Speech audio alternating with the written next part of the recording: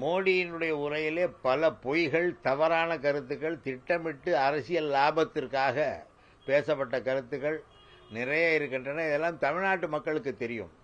திமுகவை தமிழுக்கு விரோதி என்று சொல்லுகிற மோடி, இங்கே உள்ள ஆளுநர் தமிழ்த்தாய் வாழ்த்து பாடினால் நான் பேச மாட்டேன் என்று சட்டமன்றத்திலே பேசாமல் செல்கிறாரே, சட்டத்தை மதிக்காமல் அரசியலமைப்பு சட்டத்துக்கு எதிராக நடந்து கொண்டிருக்கிறாரே, அதற்கு என்ன பதில் சொல்ல போகிறார் மோடி?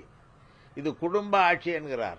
திமுக கழகம் ஒரு குடும்பமாக, ஒவ்வொரு குடும்பத்திலும் திமுகவை சேர்ந்தவர்கள் ஒட்டுமொத்தமாக சிறைவாசம் சென்றிருக்கிறார்கள், பல்வேறு துயரங்களை அனுபவித்திருக்கிறார்கள். இப்படிப்பட்ட சூழ்நிலையில் இது குடும்ப ஆட்சி அல்ல. இந்த கொள்கைக்காக அந்த குடும்பமே சேர்ந்து பணியாற்றுகிற ஆட்சி. ஒரு முதலமைச்சரை, ஒரு தலைவரை மக்கள் தான் முடிவு செய்வார்கள். மக்கள் எங்களுடைய முதலமைச்சர் மு.க. ஸ்டாலின் அவர்களை ஏற்றுக்கொண்டுதான் அவரிடம் பதவி வழங்கினார்கள். அதே போல எதிர்காலத்தில் உதயநிதி வந்தால்தான் இங்கே தமிழர்களை காப்பாற்ற முடியும். பாஜக போன்ற கட்சிகளிடமிருந்து தமிழ் மொழியையும் தமிழ் இனத்தையும் தமிழ் மக்களின் சுயமரியாதையையும் காப்பாற்ற முடியும் என்றால் அவரை ஏற்றுக்கொள்வார்கள். இதில் குடும்ப அரசியல் இல்லை. அவர் பேசுகிறார், இங்கே அனுப்பி வைத்திருக்கிறார்களே அந்த பாஜகவின் தமிழக தேர்தல் பொறுப்பாளராக பியூஷ் கோயல், அவர் யார், அவருடைய தந்தையார் என்ன பொறுப்பில் இருந்தார் என்பதை அவர் விளக்க வேண்டும். அது குடும்ப அரசியல் இல்லையா? பியூஷ் கோயலின் தந்தை ஒரு மூத்த தலைவர் பாஜகவில்.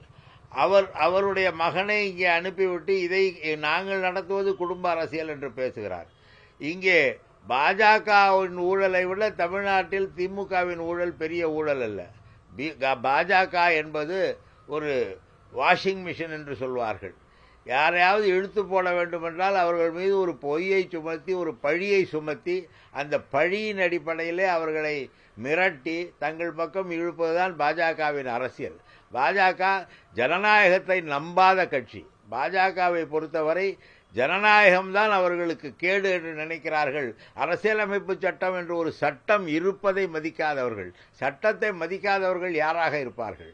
சட்டத்தை மதிக்காதவர்களாக என்று சொன்னால் அவர்கள் காட்டு மிராண்டிகளாக, வனவாசிகளாக இருப்பார்கள். காரணம், அங்கேதான் சட்டம் கிடையாது. ஆனால் ஒரு நாட்டிலே சட்டம் தன் கடமையை செய்ய வேண்டும். ஆனால் இங்கே சட்டம் பாஜகவின் தேர்தல் வெற்றிக்கு பயன்படுத்தப்படுகிறது என்பதுதான் இன்றைய நிலை.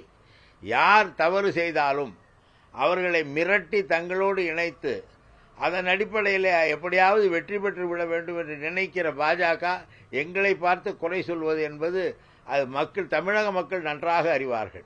தமிழுக்கு துரோகம், தமிழருக்கு துரோகம் செய்வது யார் என்றால் அது பாரதிய ஜனதா கட்சி தான். இங்கே ஒரு எய்ம்ஸ் மருத்துவமனைக்காக அடிக்கல் நாட்டி விட்டு சென்ற பிரதமர் இன்று வரை அவர் வரும்பொழுதெல்லாம் அந்த மக்களுக்கு எய்ம்ஸ் மருத்துவமனை தான் தோன்றும். கீழடி தமிழின் பெருமைகளை சொல்லும் கீழடி அகழ்வாய்வுக்கு இன்னும் அங்கீகாரம் தராமல் மறுப்பது ஏன்?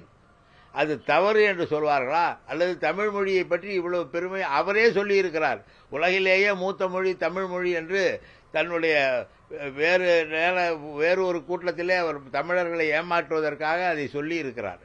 ஆனால் கீழடி அகழ்வாய்வு முடிவுகளை அவர்கள் ஏற்கவில்லை, அங்கீகரிக்கவில்லை என்றால் அவர்கள் பேச்சு ஒன்று செயல் ஒன்று என்பதை நிரூபித்துக் கொண்டிருப்பவர் யார் என்றால் அவர் மோடி தான்.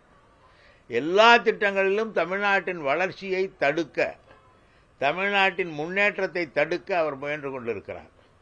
ஒன்றிய அரசின் புள்ளி விவரங்களே தமிழ்நாடு தான் ஒட்டுமொத்த உள்நாட்டு உற்பத்தியிலே முதல் மாநிலமாக, மிக அதிக பங்களிப்பை தரும் மாநிலமாக விளங்குகிறது என்பது அவருடைய புள்ளி விவரங்களை பார்த்தாலே தெரியும்.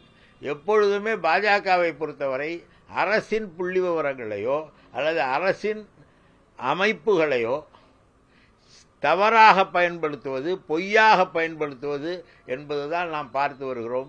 உலகின் மிகப்பெரிய பொய்யராக மோடி இருக்கிறார். அது தமிழ்நாட்டு மக்கள் நன்றாக உணர்ந்து வைத்திருக்கிற காரணத்தினால்தான் இந்த கூட்டத்தையே அவர்கள் ஏற்றுக்கொள்ள மறுக்கிறார்கள்.